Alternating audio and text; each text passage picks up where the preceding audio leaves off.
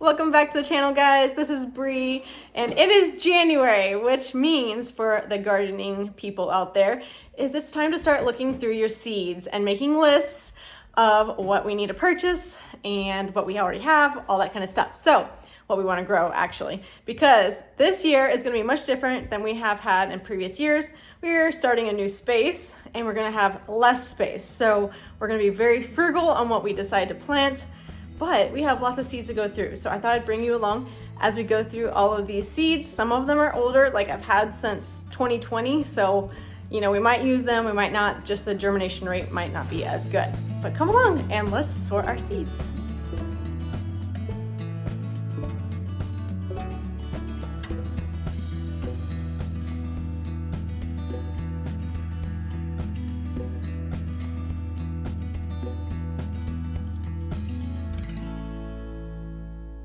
What we're going to do is we're going to make organize the seed packets with flowers, vegetables, and then types of vegetables, like peas, beans, that kind of stuff. So I'm going to hand you a stack of them, and you're going to start separating them out. So let's just kind of separate them out through this pile here. Okay, so what we're going to also do is separate them based off of when we plant them.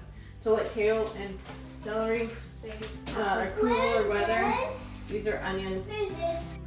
So like Ozark Giant, these are both Ozark Giant, then California Wonders, and then Mini Bell, put these ones down here. And then right here, separate these ones by types of jalapenos. Those are the most important ones there. Yeah.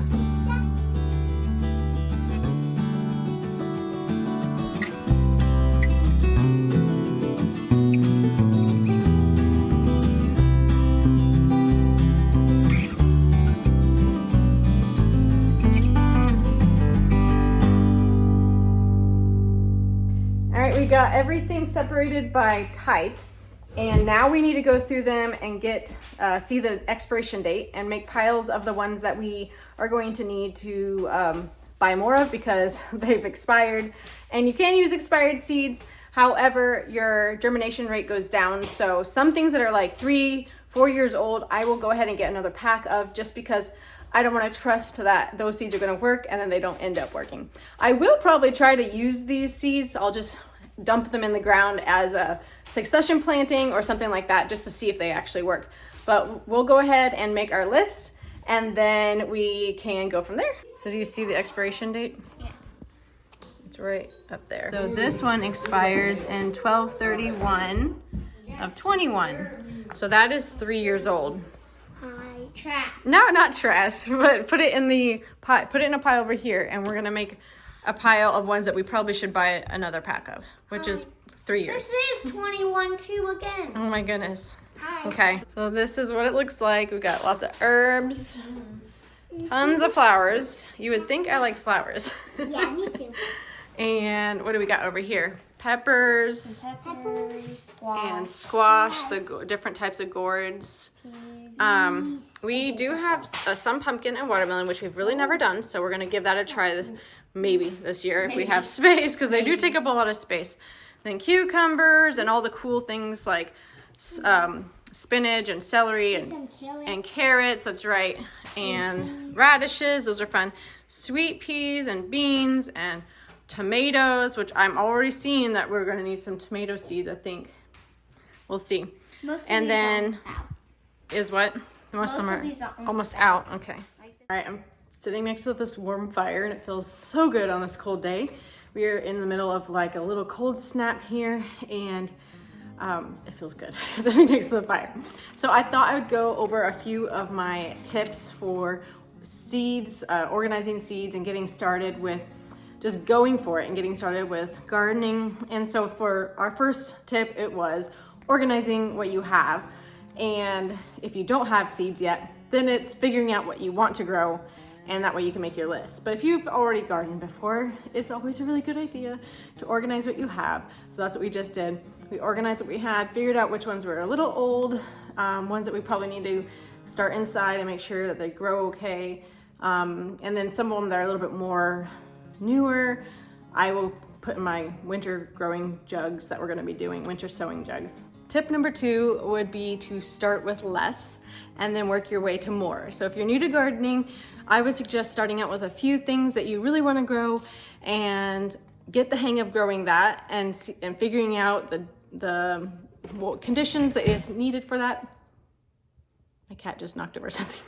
But figuring out the conditions that is needed for those specific plants and then add more as you go along. So that will just help so much with preventing an overwhelming feeling, even though it's really easy to like jump all the way in and just grow all the things at once.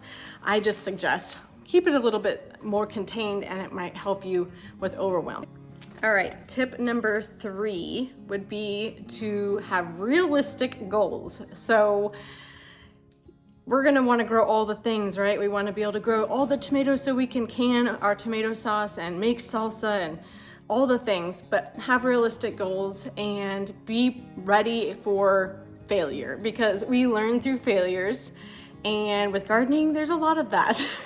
I can attest that I have killed way more plants than I have probably grown because, and I usually start a whole bunch of plants because I just bank on like a bunch of them dying. And if they don't, great, then we have a lot of extra.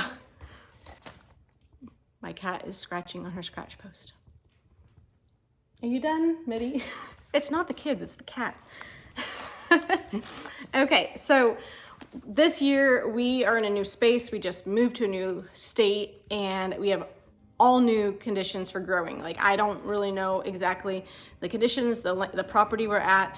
There's gonna be a lot of room for error here. And so I'm having some realistic goals that if things don't go the way I plan or the way I've grown in the past, that I'm gonna be okay with it. This is a year of learning as we go and I don't know the soil conditions here.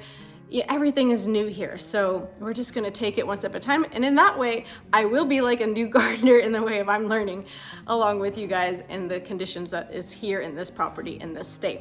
So just have realistic goals. With that said, tip 4 would be to grow something that you'll actually eat. So the first year I gardened, like big time garden, I grew all these crazy, really cool, different rare plants, and then I found out really fast that we didn't eat them. And so I would harvest things and some of us would pick on it a little bit and eat a little bit of it. But for the most part, I didn't know what to do with them and my family wasn't eating them. So I learned really fast to grow things that you eat. So you're not wasting your time. And yes, it's fun to grow like beautiful plants and see the different types of plants that you can grow, and that's fine, and it's fun to add those into your garden every year. But for the most part, I want to have my staples. I want to have my Roma tomatoes and I want to have my beefsteak tomatoes, and I want to add a few fun things in there, but I want to make sure I grow the things that I know we're going to eat, you know, the things we're going to slice and put on a burger or we're going to make tomato sauce with. So yes, make sure that you pick things that you actually will eat. Okay, new location because that fire was getting hot. So my 5th tip would be to enjoy the process. Gardening is a journey of learning and things are gonna change every year. You're gonna have good years and you're gonna have bad years. You're gonna have years where some bugs are present and other times they're not there. You're gonna have years of more drought. Just enjoy the process. Enjoy the learning experience and the journey of gardening. Lastly, don't give up. Whatever you do, do not give up, because if I would have stopped gardening that first few years where I would plant something in the ground and it would grow just a little bit and then it would peter off and die because the soil conditions were bad, it was holding onto water and there was the roots rotted, or if I didn't know about certain bugs that were eating my plants, and you know, like there's gonna be mistakes. And if you would stop at those mistakes and not just keep pushing through and trying new things, then you're gonna miss out on that amazing harvest and the reward of seeing your beautiful plants grow and the harvest that you get to have for your family. And that's all I have for you guys today. Thanks for joining us as we sorted some seeds with my kids and we dived into a few tips about getting started with gardening. I am super excited to start this new growing season and bring you guys along for the journey as we do another garden year of 2025. We'll catch you on the next video.